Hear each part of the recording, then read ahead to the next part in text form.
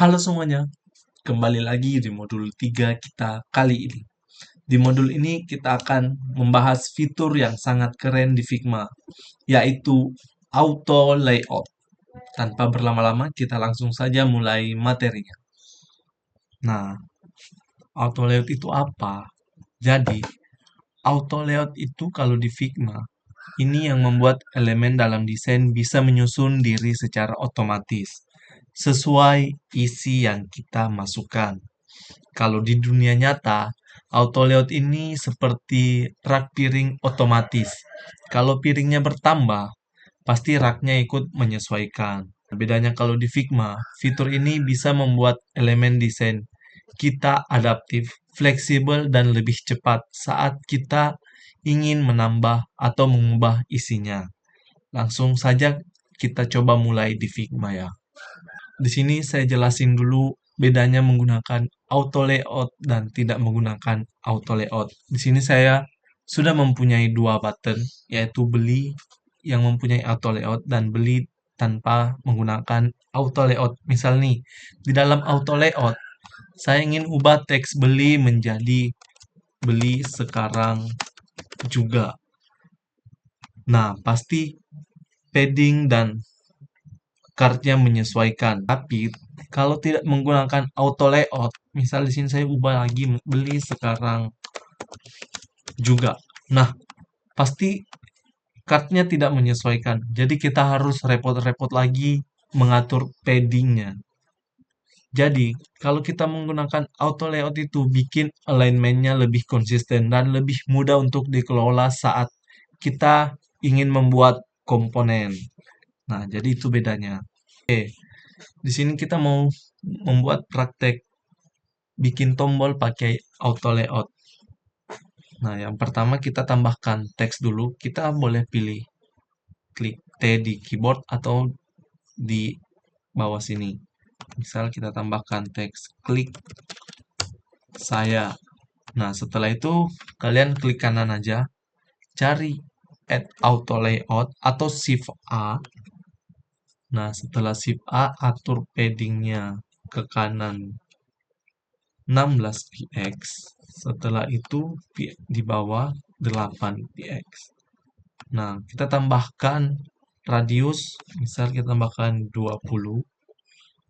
Tambahkan warna di fill, misal kita kasih warna merah aja, warna merah. Nah, setelah itu kita mau coba membuat teksnya menjadi panjang, misal klik saya. Nah, ini dinamakan auto layout, akan otomatis berubah jika menggunakan auto layout.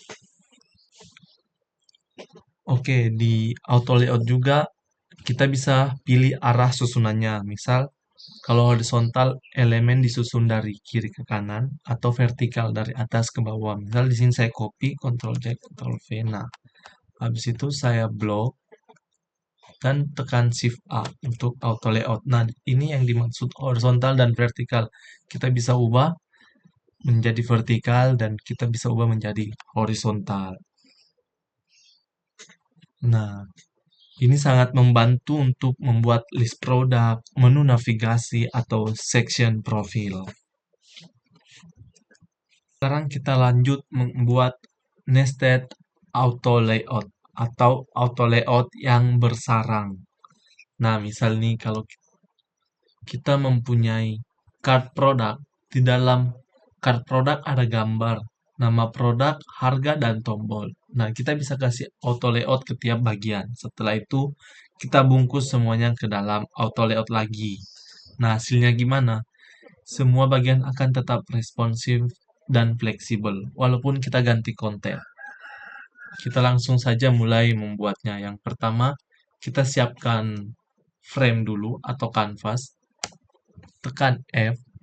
Habis itu buat ukurannya. Di sini saya ingin membuat ukurannya 300 kali 400 px 400. Nah, setelah saya membuat ukurannya, kita buat rectangle lagi yang ukurannya saya buat ukurannya menjadi 272 kali 300 saja.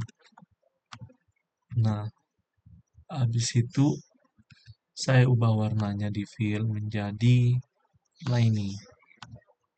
Nah, setelah itu saya buat ke atas dulu sedikit. Nah, kira-kira segini.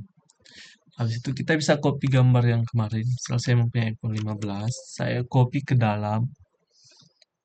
Nah, buat ke tengah-tengah dari rectangle. Setelah buat, kita shift, tekan shift pada rectangle yang tadi. Habis itu Ctrl G atau kalian klik kanan buat menjadi group selection. Nah, setelah buat gini, kita buat teksnya lagi. Tekan T. Tekan T pada keyboard. Misal iPhone 15. Nah, kira-kira segini kita ubah menjadi bold. Ukuran 16 px. Habis itu kita Ctrl C, Ctrl V. Kita buat harganya lagi. Rp 15 juta. Nah, kira-kira segini kita ubah ini menjadi regular dengan ukuran 14 px. Nah, karena saya ingin membuat button ini masih kurang sabar, saya tambahin dulu frame-nya agak besar sedikit. Nah, sekarang kita tekan T lagi. Kita buat beli sekarang. Nah, sabar, kita buat beli sekarang. Setelah itu Shift A agar membuat auto layout. Nah, setelah Shift A, kita bisa atur warnanya. Misal saya membuat warna hijau dengan radius 10 aja. 10. Nah, kira-kira segini. Di situ kita kasih ininya 8. Nah, 8. Setelah itu, sabar. Nah, setelah kita seleksi lagi nama produk dan harga produk. Terus Shift A. Nah, setelah Shift A, kita buat ini lagi. Ini berdua jadi Shift auto layout lagi atau Shift A. Nah, nanti bakalan sejajar seperti ini. Setelah kita buat ini, kita buat lagi bagian gambar tadi. Kita tekan Shift A lagi buat menjadi auto layout. Nah, setelah menjadi gini, kita ubah card menjadi card. Sabar, kita ubah menjadi card produk. Nah, setelah ini kita bisa tambahkan fill di dalamnya buat menjadi shadow. Setelah kita tambahkan warna putih, setelah itu kita buat di sini efek, tekan klik tambah pada efek. Nah, nanti bakalan seperti ini. Kita buat besar aja ininya. Nah, ini bisa kita buat ke tengah semuanya agar sejajar. Nah, radiusnya bisa kita ubah menjadi 10 aja. Nanti bakalan kelihatan fleksibel gitu. Nanti kalian bisa ubah warnanya, ubah ininya. Nah, setelah itu kita styling responsif. Misal saya Ctrl C, Ctrl V. Lagi Ctrl C, Ctrl V. Nah, kita buat 3, habis itu selection. Setelah selection, saya ubah menjadi frame selection. Nah, di dalam frame selection ini, kita bisa mengubahnya menjadi horizontal dan vertikal. Dan tampilannya bakalan tetap konsisten. Misal saya ubah menjadi vertikal. Nah, semuanya bakalan ke bawah. Kita bisa atur paddingnya mau berapa. Misal 50, bebas terserah kalian. Bisa ubah menjadi vertikal. Setelah itu kita ganti yang punya kita kemarin. Karena ini belum di auto layout. Nah, misal kita ganti aja semuanya. Nanti bakalan menjadi lebih fleksibel. Kita ingin mengubahnya menjadi vertikal nih. Nah, kita ubah semua aja jadi vertikal. Nanti ini bakalan bisa di scrolling lagi. Karena tadi kita sudah membuat auto layout dan nested auto layout. Di sini saya akan kasih tips auto layout. Yang pertama itu buat nama frame dengan nama yang jelas.